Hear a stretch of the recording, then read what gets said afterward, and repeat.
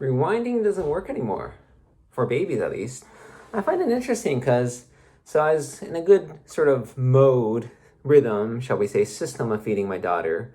She's 6 weeks, 7 weeks old, and so I got up to 120 mils regularly, maybe 150. She was getting a little bit more distracted, I guess, seeing more stuff around, but I could burp her perfectly, right? Put her up on her shoulder, belly sort of laying here, sort of press, compress, get the air out. I know when she has air. I know when she doesn't have air. I don't need to do anything.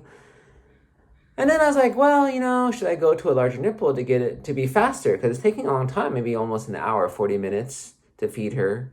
And so we tried that, and then it didn't work too much. She's gulping it down, having a lot of spit up when she really has minimal or nothing, basically, normally. And so, okay, let's just go back. But going back didn't work. She was still having issues getting out gas. I couldn't get the gas out of her. She was still having a lot of fussiness when she's feeding. Wine, don't want to put the bottle in. I presume that's all gas. And the thing I realized is babies can't go back, right? So I remember like back in high school when Christmas was still a thing, shopping at the mall. South Coast Plaza is a huge mall in this area. And we were leaving and it's just jam-packed, the parking lot. It's going to take a long time to get out. So I was like, I need to go to the bathroom. I just run out and I come back and the car's still there. It moved, 20 feet in a span of 15 minutes. Didn't move very far because it's just very slow. And the thing with adults is we're very slow moving, right? We're like in stop and go traffic basically. Whereas babies are just speeding along. Like, you could see an old friend. You're like, I haven't seen you in 5 years. You catch up a little bit. What's changed? This or that may have changed. They may have had a kid, got married. Big changes, right?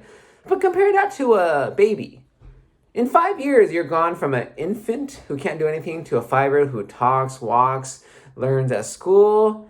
It's just incomparable, right? And I realized that's the thing about adults because, in the hospital, I work with adults and we just really don't change very quickly, if at all.